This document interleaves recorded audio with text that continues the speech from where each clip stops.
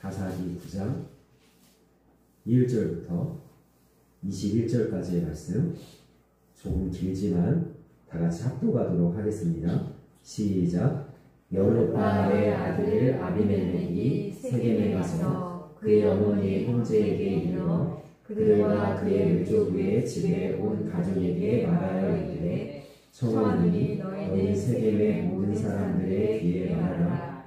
여룹바알의 아들 70명이 다 너희를 다스림과 한 사람이 너희를 다스리니 어느 것이 너희에게 나으냐. 또 나는 너희와 의임을 기억하라 하니 그의 어머니의 형제들이 그를 위하여 이 모든 말을 세겜의 모든 사람들의 귀에 말하매 그들의 마음이 아비멜렉에게로 기울어서 이르기를 그는 우리 형제라 하고 바알브리 신전에서 은 70개를 내어 그에게 주매 아비멜렉이 그것으로 방탕하고 경박한 사람들을 사서 자기를 따르게 하고 오라에 있는 그의 아버지의 집으로 가서 여룹바알의 아들 곧 자기 형제 70명을 한 바위 위에서 죽였으되 다만 여룹바알의 막내 아들 요담은 스스로 숨었으므로 나으니라. 세겜의 모든 사람과 밀로 모든 족속이 모여서 세겜에 있는 상수리나무 기둥 곁에서 아비멜렉을 왕으로 삼니라. 사람들이 요담에게 그 일을 알리매 요담이 그르신 산 꼭대기로 가서 서서 그의 목소리를 높여 그들에게 외쳐 이르되 세겜 사람들아 내 말을 들으라. 그리하여야 하나님이 너희의 말을 들으시리라. 하루는 나무들이 나가서 기름을 부어 자신들 위에 왕으로 삼으려 하여 감람나무에게 이르되 너는 우리 위에 왕이 되라 하매 감람나무가 그들에게 이르되 내게 있는 나의 기름은 하나님과 사람을 영화롭게 하나니 내가 어찌 그것을 버리고 가서 나무들 위에 묵줄 대리로 하자. 나무들이 또 무화과 나무에게 이르되 너는 와서 우리 위에 왕이 되라 하매 무화과 나무가 그들에게 이르되 나의 단것과 나의 아름다운 열매를 내가 어찌 버리고 가서 나무들 위에 묵줄 대리로 한지라. 나무들이 또 포도나무에게 이르되 너는 와서 우리 위에 왕이 되라 하매 포도나무가 그들에게 이르되 하나님과 사람을 기쁘게 하는 내 포도주를 내가 어찌 버리고 가서 나무들 위에 묵줄 대리로 한지라.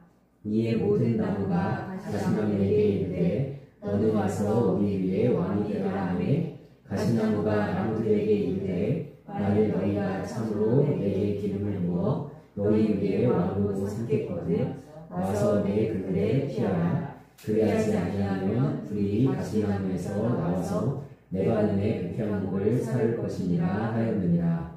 이제 너희가 아비멜렉을 세워 왕으로 삼았으니 너희가 행한 것이 과연 진실하고 의로우냐.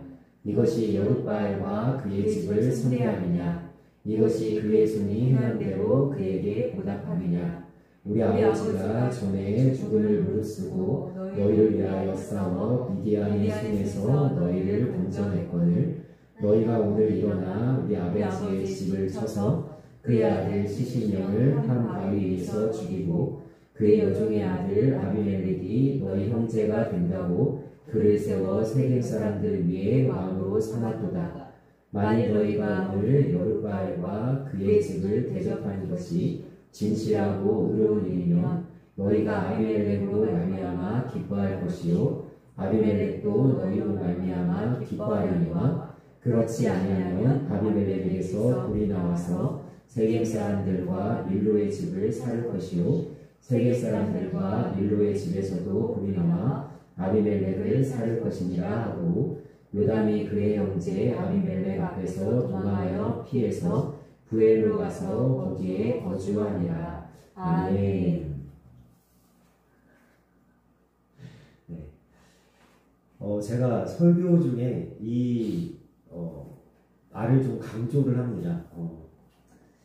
사실 이 단어는 우리가 신앙의 삶을 살아가는 하나님 앞에서도 굉장히 중요하지만 우리가 일상적으로 상식적으로 이 세상에서 내가 살아갈 때 사람으로서 살아갈 때도 굉장히 중요한 단어인데 그 단어는 뭐냐면 자존감이라는 단어입니다. 우리 자존감이 있어야 됩니다. 그런데 이 자존감을 제가 그냥 자존감을 가져야 됩니다 라고 이야기하지 않고 꼭 앞에다가 무엇을 붙이냐면 이것을 붙입니다. 영적 자존감을 가져야 됩니다. 무슨 의미죠 이게? 영적 자존감을 가져야 된다는 게? 우리의 자존감은요 하나님으로부터 오는 거예요. 그리고 이 자존감은 우리의 소유에서 오는 것이 아니라 우리의 존재에서 오는 겁니다. 좀 이야기를 해볼까요? 우리가 영적인 자존감을 가진다. 어떤 자존감입니까? 내가 하나님께서 선택하셔서 하나님이 부르셔서 내가 하나님 앞에 서 있는 하나님의 사람이 된 것, 하나님의 자녀가 된 것이 내 자존감이죠. 그러니까 이것은요 환경에 바뀌지 않아요. 내가 어떤 환경에 있든 어떤 상황에 있든 어떤 나라에 내가 살든 내가 얼마만큼의 물질을 쌓아놓고 얼마만큼의 성공을 이루었냐에 상관없이 나는 하나님의 자녀로서의 존재성이 사라지지 않죠. 어딜 가나 하나님 계시고 하나님 나와 함께 하시고 하나님 나를 인도하시고 하나님 나를 사랑하시기 때문에 내가 어떤 환경과 상황 속에서도 영적 자존감으로 당당하게 살아갈 수 있는 겁니다. 고난이 와도 괜찮고 가난해도 괜찮고 나의 삶에 문제가 생겨도 괜찮습니다. 왜? 나는 하나님의 사랑받는 하나님의 존재이기 때문에. 좀 전에 우리가 찬양을 했죠. 434장 찬양을 했는데 이 찬양에 뭐라고 얘기하냐면 이렇게 얘기합니다. 나 주 안에 늘 기쁘다. 늘 기쁘세요? 그런데 이 찬양의 가사가 이렇지 않다는 말이에요. 내가 부자가 됐으니 늘 기쁘다. 내가 성공을 했으니 늘 기쁘다. 사람들이 나를 늘 인정해주니 늘 기쁘다. 이렇게 얘기하지 않습니다. 뭐라고 얘기하냐면 귀하신 친구 내게 계시니 난 기쁘다. 그 피가 내 죄 씻으셨으니 난 기쁘다. 주 내 짐 대신 지시였으니 난 기쁘다. 그 생명별 버려 나를 구하니 나는 기쁘다. 여기서 기쁘다는 것은 뭐에서 오가요? 주님과 나의 관계에서 오죠.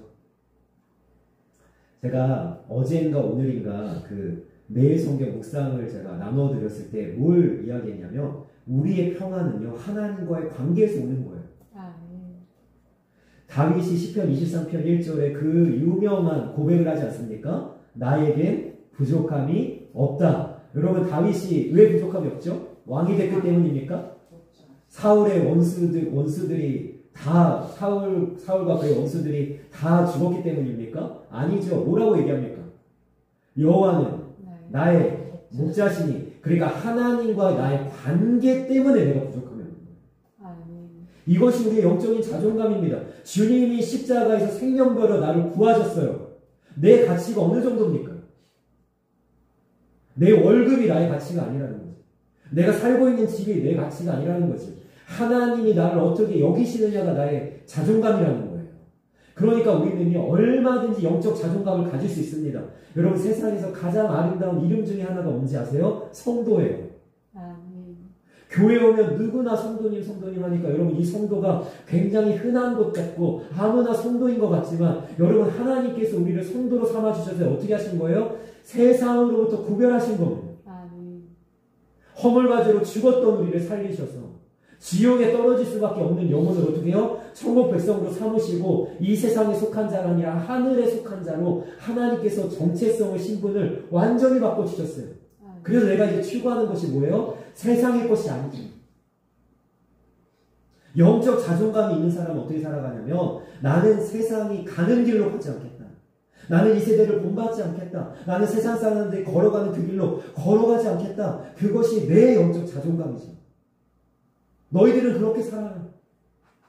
너희들은 넓은 길로 가라. 멸망으로 이르는 그 많은 사람들이 걸어가는 그 길로 갈지라도 나는 하나님의 사람이고 성도기 때문에 하나님의 말씀대로 하나님의 뜻대로 나는 이 좁은 길이지만 생명으로 인도하는 그 길을 걸어가겠다.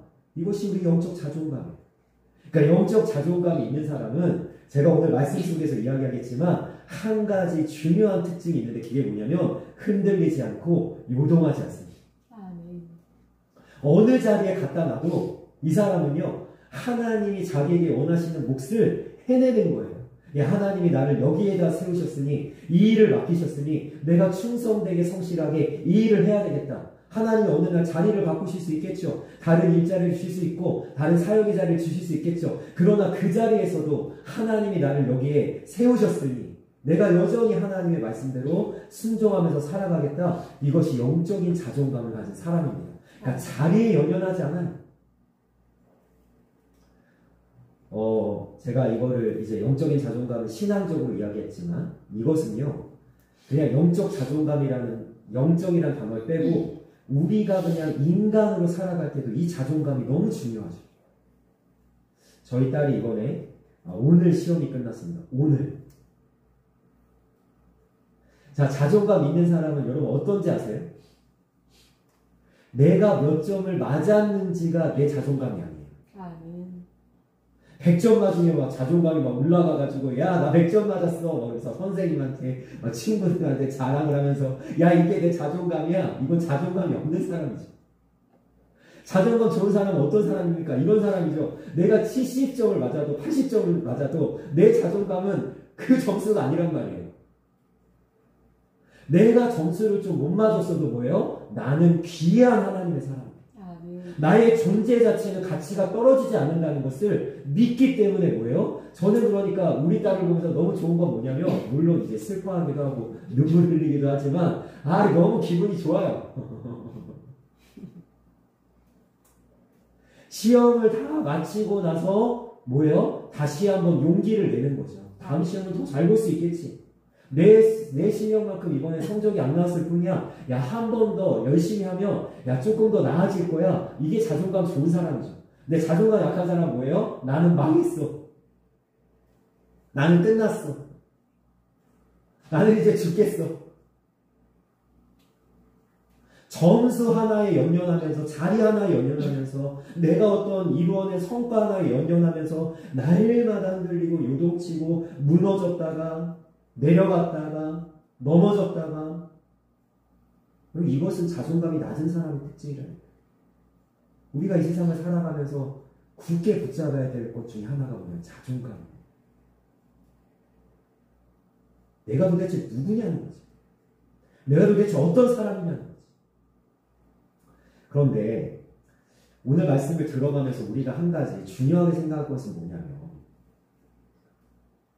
내 자존감이 나한테서 나오면 안 되잖아요. 그죠? 내 자존감은 누구에게서부터 와야 돼요? 하나님으로부터 와야 돼요. 다시 이야기하면 어떤 얘기냐? 내가 나를 괜찮다고 여겨도 하나님이 안 괜찮다고 하면 난 안 괜찮은 거예요.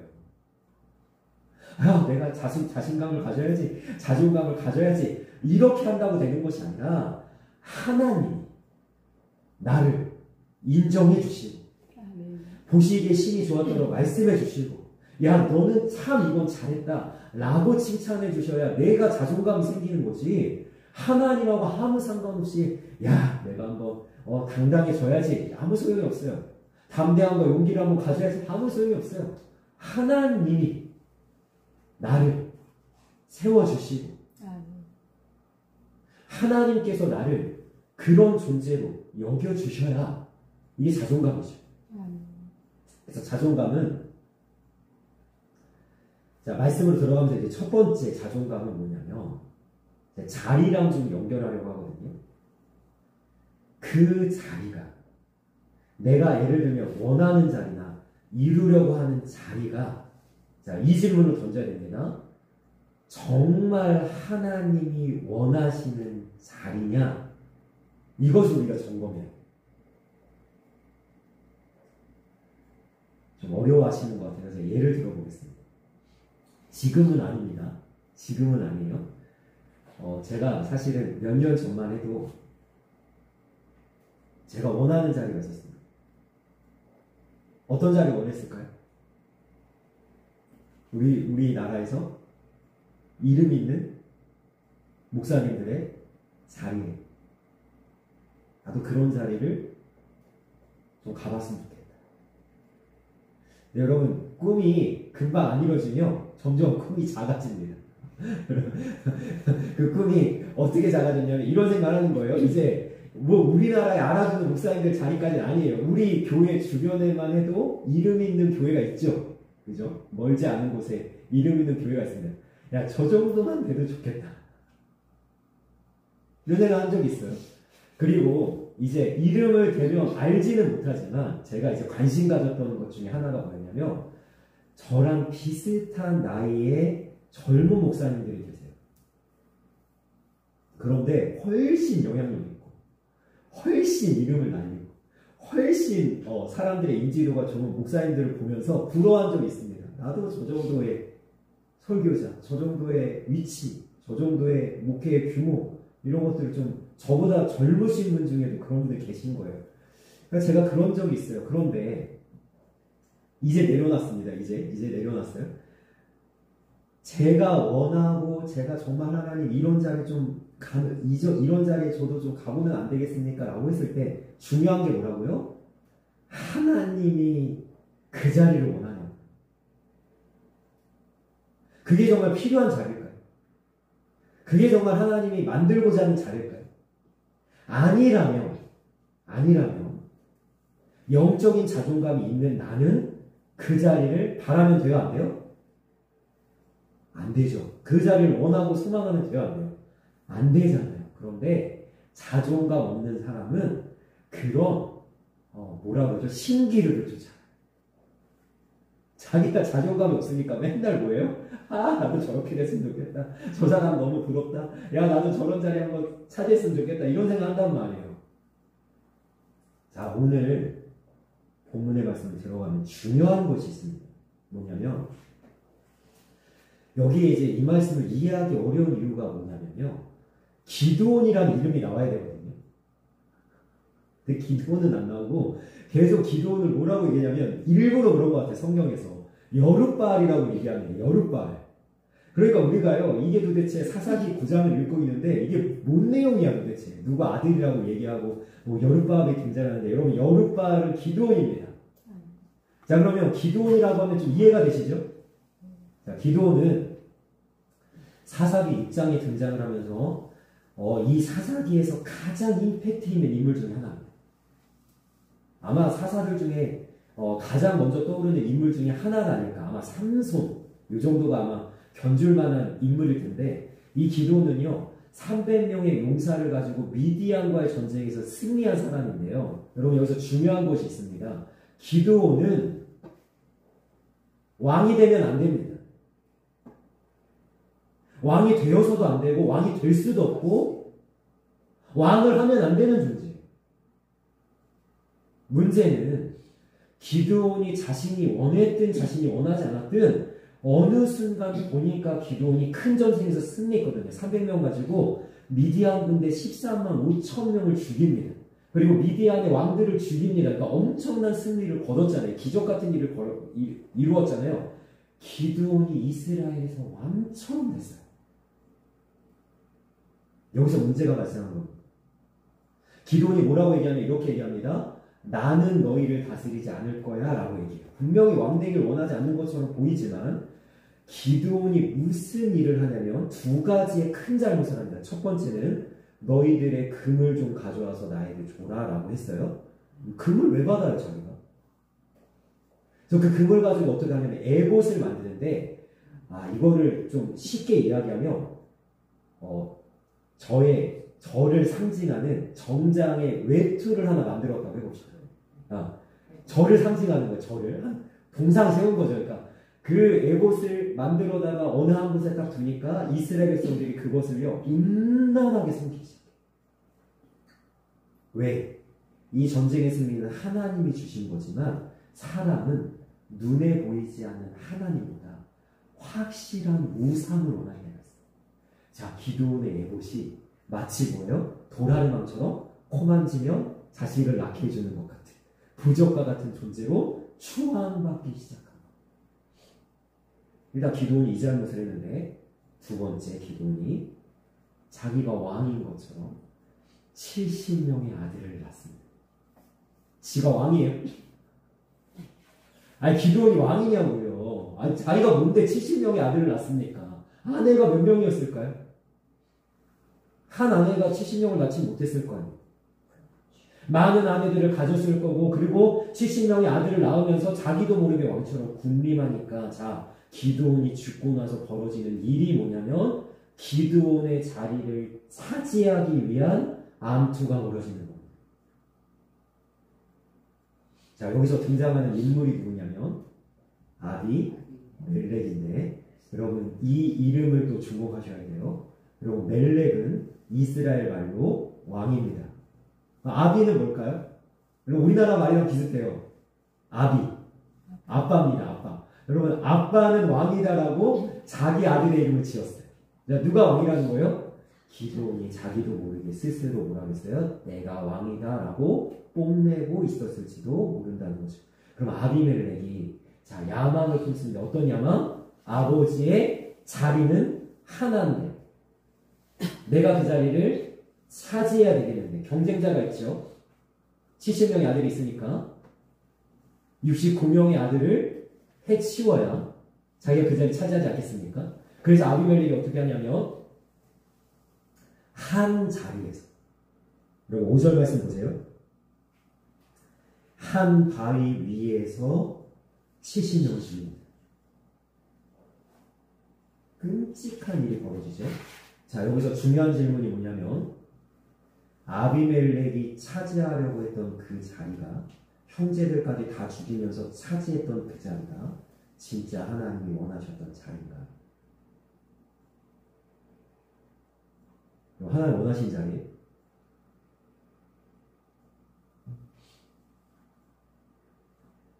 그럼 우리가 우리의 삶을 살아가면서 우리가 추구하고 바라고 원하고 갖고 싶고 이루고 싶은 것이 정말 하나님이 원하시는 것인가 한번 점검해 보셔야 돼요. 제가 한때는 하나님한테 저도 모르게 따졌는지도 몰라요. 하나님, 저는 왜 100명 목회하면 안 됩니까? 아니 옆에 있는 저 사람도 100명 목회하고 어떤 사람이 200명 목회하고 하나님 나는 왜 100명 목회하면 안 됩니까? 제가 하나님한테 그렇게 따진 적도 있었던 것 같아요. 여러분 그 자리가 정말 하나님 원하시는 자리일까요? 100명을 제가 목회하면서 어느 정도 규모가 있고 이름을 날리는 것이 하나님 원하시는 자리일까요? 아니죠. 저는 이제요 제가 있는 이 자리를 너무나 감사해하고 있어요. 왜 그러냐면 한 영혼을 마주보고 있잖아요. 한 영혼을 위해서 이렇게 생각하고 이렇게 기도하고 이렇게 바라보고 이렇게 제가 양육하면서 우리 성도님들도 좋아하잖아요. 한 식탁에 앉아서 목사가 얼굴을 대면하여 만나면서 한 성도님이 그런 이야기를 하더라고요. 집 앞에 있는 큰 교회를 가봤더니 자기가 오는지도 모르고 가는지도 모른다. 관심도 없다. 이런 이야기 하더라고요. 근데 우리 교회 오니까 뭐예요? 바로 목사가 앞에 있잖아요. 바로 목사가. 눈을 딱 마주보면서 가까이에서 그죠? 목사와 얼마든지 질문하면서 이야기를 하면서 상담을 하면서 마음 아픈 이야기를 들려주면서 막 이렇게 이야기하잖아요. 이게 얼마나 좋습니까? 제가 할 때는 이제 저도 모르게 이런 시뮬레이션을 해봐요. 제 머릿속에서. 지금은 안 합니다. 근데 무슨 시뮬레이션 해보냐면 어떤 우리 교회보다 규모 있는 교회에서 1100여면 내가 갈까? 그럼 안 간다가 저의 답이에요. 왜? 하나님이 원하시는 자리가 있어요. 하나님 원하시는 자리. 거기에 있는 것이 우리의 자존감. 많은 사람들이 세상에서 알아주는 자리를 찾아갑니다. 이름도 있고 빛도 있는 곳을 찾아갑니다. 그러나 주님께서도 그렇게 살지 않으시잖아요.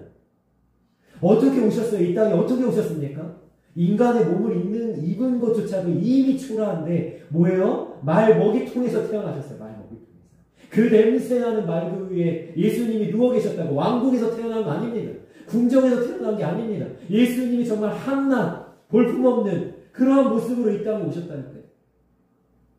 우리가 가야 될 자리가 어디입니까? 이름 없이 빛도 없이 내가 차지하려고 하는 자리가 아니라 주님이 원하시는 자리에 우리가 있어야 되는 거 아니에요? 아비멜렉은요 이미 쓰잘데기 없는 일 하고 있는 거예요. 지금. 하나님은 이스라엘에 왕을 주신 적이 없습니다. 이스라엘은 왕이 필요 없습니다. 왜 그렇습니까? 하나님이 이미 왕이세요. 이스라엘. 왕이 있는데 자기가 왕이 되겠다고 지금 나서면 하나님이 어떻게 하시겠어요? 아비멜렉. 여러분 10장에 나와 있는 내용이 뭔지 아세요? 요담이라는 이 말제 아들이 간신히 살아남았어요. 다른 형제 다 죽었는데 간신히 살아남았어요. 그러면서 무슨 얘기를 하냐면 하나님 만약에 이 일을 기뻐하셨으면 아비멜렉이 왕이 되는 걸 기뻐하셨으면 너희들이 다 기뻐하겠지만 하나님 만약에 이 일을 기뻐하지 아니하시면 아비멜렉에서 불이 나와서 세겜 사람들을 죽일 것이요 세겜 사람들에서 불이 나와서 아비멜렉이 죽임을 당할 거다. 그래서 이 관계가 처음에는 좋아 보이지만 이제는 세겜과 아비멜렉 사이에 균열이 생기기 시작하고 아비멜렉이 세겜 사람을 죽이고 그리고 아비멜렉도 여러분 어떻게 죽임당한지 아시죠? 성 안에 있던 한 여인이 맷돌을 그 성벽에서 던져가지고 여인이 던진 맷돌에 맞아가지고 이 아비멜렉이 죽습니다. 머리통이 깨져서 죽어요. 얼마나 비참. 하나님이 기뻐하시는 자리에 내가 있는 거예요. 있어야 돼요. 이게 자존감. 지난주에 저는 우리 이명희 목사님의 설교를 들으면서 너무 은혜를 받았는데 뭐라고 이야기합니까? 사실 우리의 영적 자존감을 이야기하지 않아요. 가난해도 괜찮습니다. 내가 지를지라도 괜찮습니다. 내가 지금 울지라도 괜찮습니다. 왜 그렇습니까? 나의 자존감은 천국에 있다는 거예요. 지금은 내가 누리지 못하지만 고난이 있지만 그 날에 주님이 다시오시는 그날에 내가 인정받기 위해서 칭찬받기 위해서 착하고 충성되는 잘하였도다. 주님께서 나를 그 놀라운 천국에 들이시는 상급을 얻기 위해서 어떻게 해요? 지금은 내가 감수하는 것. 이것이 우리의 자존감. 그러니까 이게 엄청난 놀라운 하나님의 사람으로서의 모습이라는 거죠. 요즘에 개봉을 해가지고 영화관에서 상영하고 있는 영화가 하나 있는데요. 저는 못 봤습니다. 어쩔 수가 없다. 이 제목의 영화인데요. 이 영화를 저는 보지는 못했지만 한 저명한 영화평론가가 스포일러를 포함한, 저는 스포일러가 있어도 영화 좋아하거든요. 못 봐도 괜찮아요. 스포일러 다 공개돼도 영화 봐도 재밌어요. 그래서 이분이 이 영화를 이렇게 소개하고 있는데 어떤 내용이냐면요. 한 제지회사를 25년 동안 다니던 성실한 한 남자 주인공이 이제 25년 동안 이룰 걸 다 이룬 거예요. 자기가 사고 있는 집도 사고 그 다음에 너무나도 행복한 가정을 이루어서 화목하고 행복한 파티를 여는 것으로 영화가 시작합니다. 여러분 영화가 보통 이렇게 시작하면 뭐 하자는 거죠? 이제 화탐과 파멸의 길을 걸어가기 시작하는데 그 날로부터 제지회사에서 잘립니다. 정리해보면 당해요. 자, 그리고 금방 취직이 될 줄 알았더니 자, 25년 동안 자기가 살아온 그 인생의 그 어떤 규모가 있잖아요. 그런데 취업이 안 되니까 이제 퇴직금도 다 날리고 집이 점점 쪼그라들기 시작합니다. 그래서 이제 자리가 하나 나요. 자기가 취직할 수 있는 유일한 자리라고 여겨져 있는 그 자리가 하나 납니다. 그런데 그 한 자리에 경쟁자가 자기 말고 3명이 있습니다. 영화는 어떻게 전개되냐면 어쩔 수가 없다. 이 3명의 경쟁자를 내가 하나씩 죽이고 내가 차지할 수 있는 그 자리를 내가 차지하고 말겠다라는 것이 어쩔 수가 없다는 영화의 내용인데 여러분 보세요. 정말 자리가 하나뿐입니까? 이 대한민국 정말 어쩔 수가 없나요?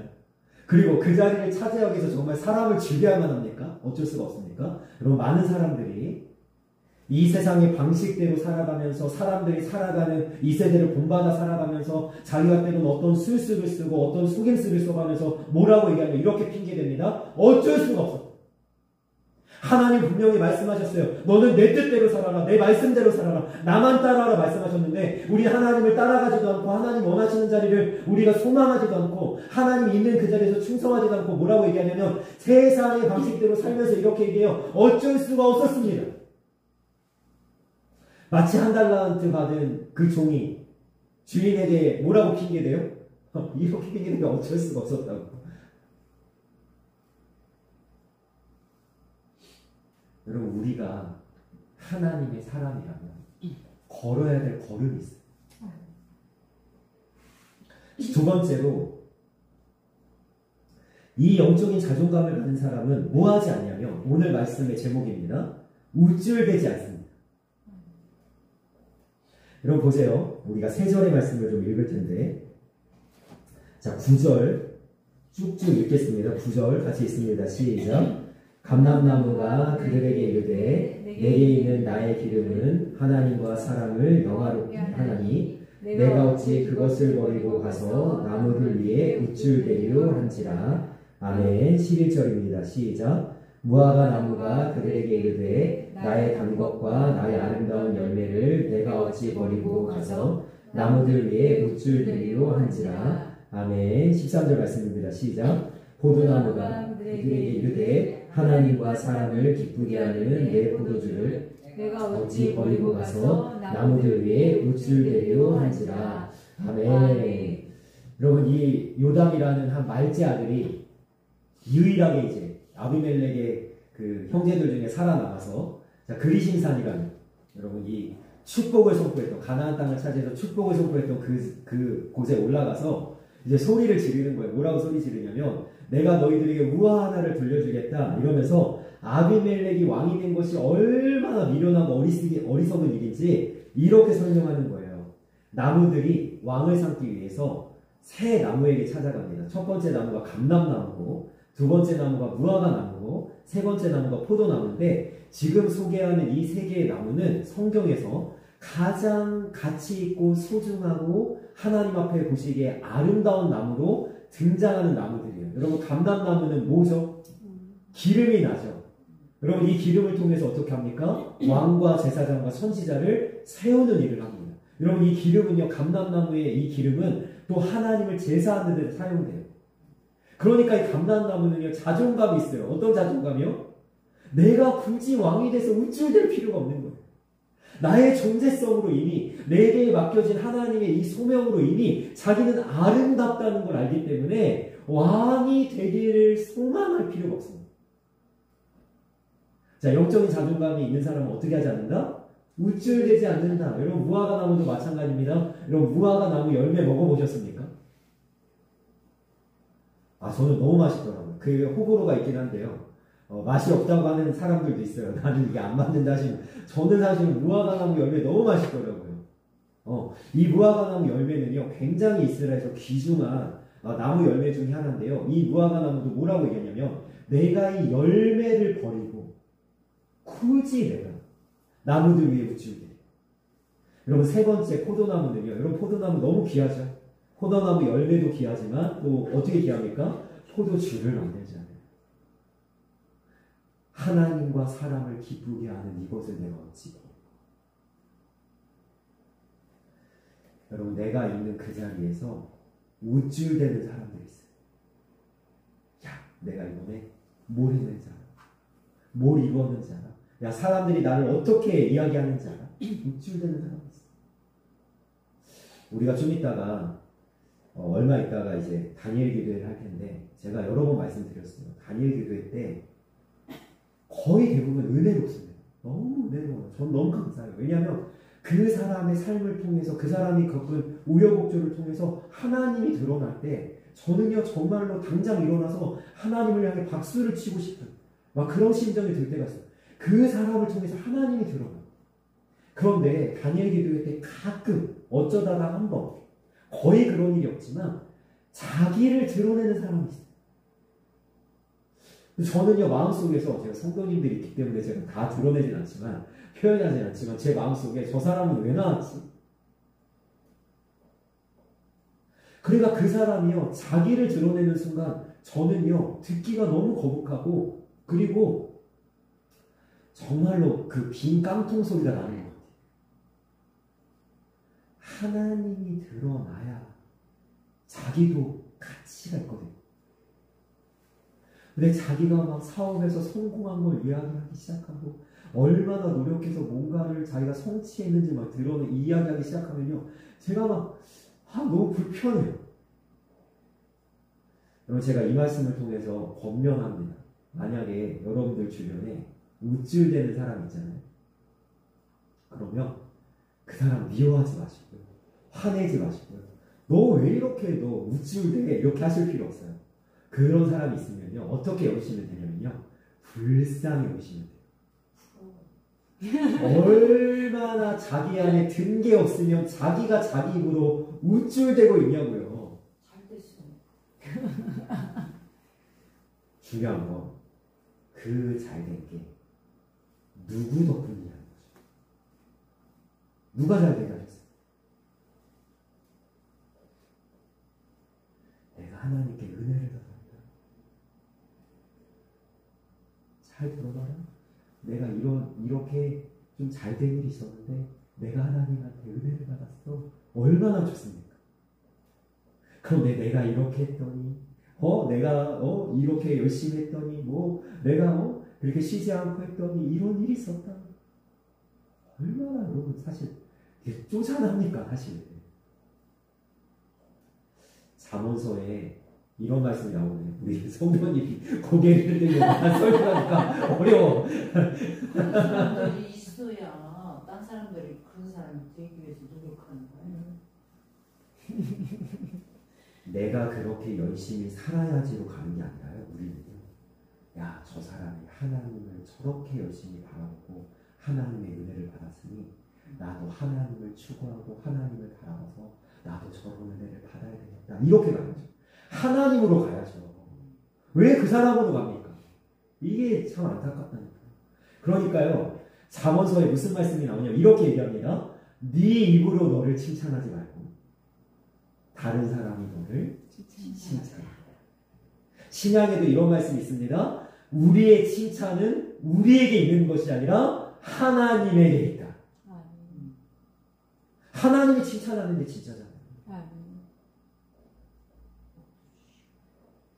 그래서 영적인 자존감이 있는 사람은 뭐하지 않는다? 우쭐대지 않는다. 여러분 제가 혹시라도 우쭐대면 알려주세요. 그렇게 하지 말라고.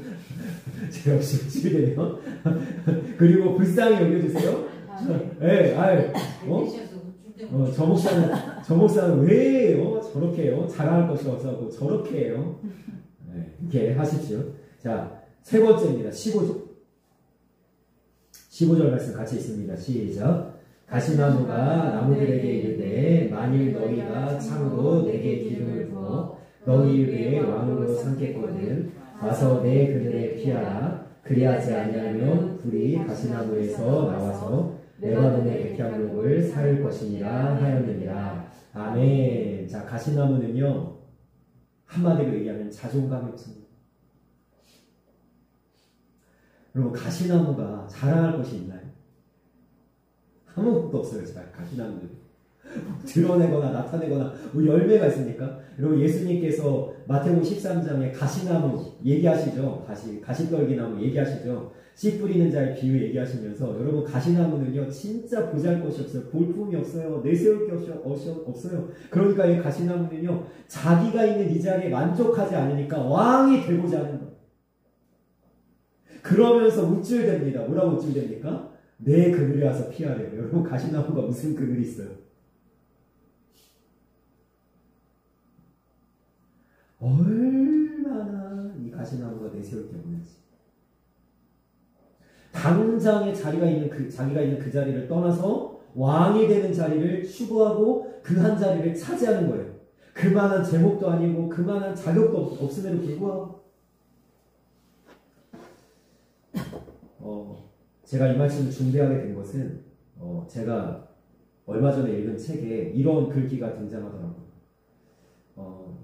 종교개혁자 존 칼빈이 이런 이야기를 했습니다. 소명이라는 것은 내가 있는 그 자리를 철저하게 지키는 것이다 라고 얘기합니다. 제가 얼마 전에도 그런 예화를 들었는데 제가 군대에서 제일 힘들었던 것 중에 하나가 밤에 일어나서 이제 불침번을 서는 겁니다.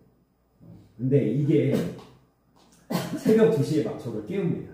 야 일어나 이렇게 하는데 여러분 둘 중에 하나예요. 이 불침번을 서는 건 둘 중에 하나인데 그게 뭐냐면 정말 말 그대로 불침번은요 실내에서 여기 이제 자고 있는 군병들을 지키는 이제 실내에서 지키는 게 하나 있고요. 저는요 포병이어서 어디를 또 지켜야 되냐면 유병소라고 해가지고요 정문을 지키는 게 있어요. 이제 나가야 돼요. 이렇게 한국에 막 추운데 나가야 돼요. 근데 저를 깨웠습니다. 저는 제가요 불침번을 써야 돼요. 실내에 있어야 되는데 위병소로 나가면 돼요. 안 되죠. 그리고 저를요 2시에 깨웠어요. 그러면 제가 2시에 나가가지고 서야 되는데 여러분 2시 10분에 가면 돼요. 하나님께서요 나한테 딱 있어야 될 자리를 주세요. 그게 내 마음에 다 안 들 수도 있어요. 그 자리가 감사가 안 나올 수도 있어요. 때로는 이 자리는 왜 이렇게 초라한가? 이 자리는 왜 이렇게 볼품이 없는가? 하나님이 결국에는 나를 이렇게 훈련해서 세우는 자리가 결국 이런 자리인가? 라고 싶을 때도 있을지라도 여러분 영적인 자존감이 있는 사람은 어떤 사람이냐면 하나님이 가장 알맞은 자리, 하나님 보시기에 가장 아름다운 자리에 나를 세우셨다고 받아들이는 사람이에요. 감사한 거예요. 내가 여기 있는 곳이. 저는 요즘에 이 자리에 있는 게 너무 감사해요. 우리 성도님들과 이렇게 이 교회에 이렇게 이러한 목회를 우리 성도님들과 이러한 말씀을 나누고 이렇게 예배하고 이렇게 교제하는 게 너무 감사해요. 너무 좋아요. 어떻게 이런 분을 하나님 보내셨을까? 어떻게 이렇게 하나님이 예배하게 하셨을까? 어떻게 이런 감사한 교제 시간이 있을까? 저는 너무 감사해요. 매주 예배 드리고 나서 그 맛있는 밥을 먹고 나서 너무 감사해요. 내가 있는 자리가 최고예요. 내가 있는 자리. 왜?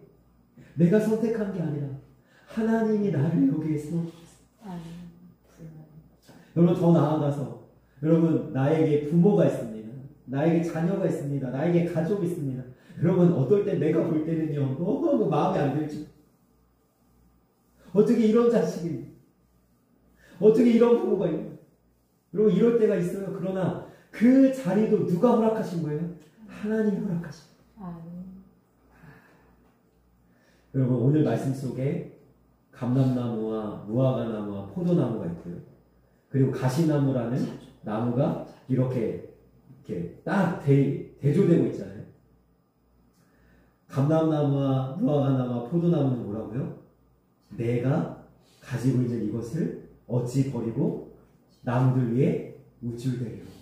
여러분 내 자리가 나의 영적인 자존감 이미 충분한 거.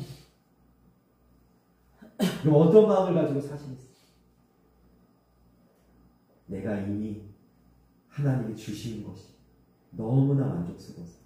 이 이야기만 하고 말씀 마치겠습니다. 여러분 다윗이 왕이 된 후에 전쟁에 출정해야 되는데 여러분 왕이 교만해요. 이제 다윗 왕이 교만해져서 어떻게 해요? 왕이 출정해야 될 전쟁에 군대 장관을 비롯한 모든 군대를 다 보내고 자기는 낮잠이나 퍼자다가 옥상에서 깹니다.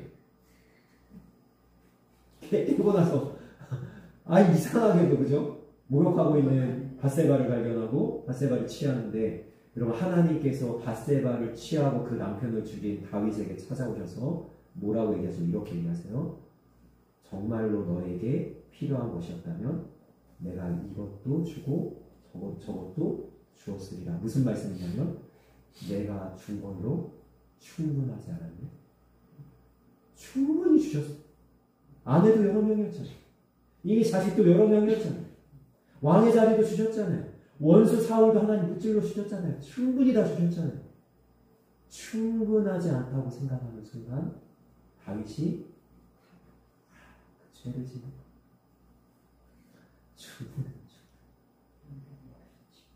충분히 아름다우시고요.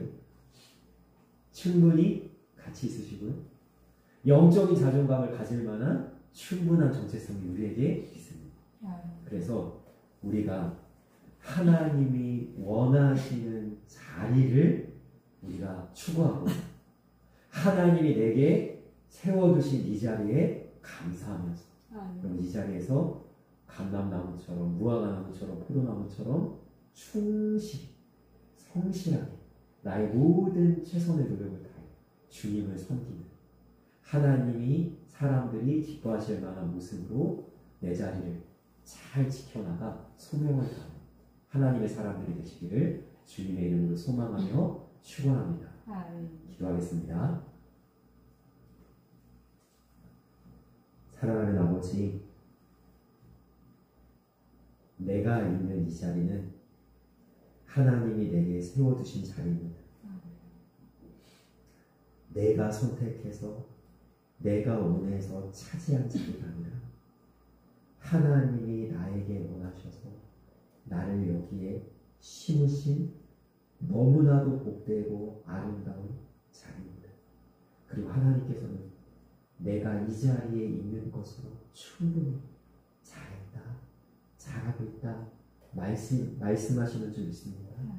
하나님, 그러므로 우리가 이 자리를 기뻐하게 하시고 감사하게 하시고 이 자리를 너무나도 귀하게 여기게 하시고 기꺼이 감사히 즐거이 마땅히 이 자리에서 충성을 다해 오늘 말씀에 나오는 감람나무처럼 포도나무처럼 무화과 나무처럼 내가 어찌 이것을 버리고 나무 위에 우쭐대리요. 나는 그러한 영적인 자존감을 가지고 하나님이 기뻐하시는 이 믿음의 삶을 살아갈 수 있는 주의 사람들 다 될 수 있도록 인도하여 주옵소서. 우리를 세우시는 분 하나님이시오니 우리가 하나님께 모든 것을 내어받기, 우리는 있는 그 자리에서 충성을 다하는 하나님 보시기에 심히 좋은 그런 믿음의 사람들 다 될 수 있도록 우리와 함께하여 주옵소서. 감사하며 예수님의 이름으로 기도합니다. 아멘.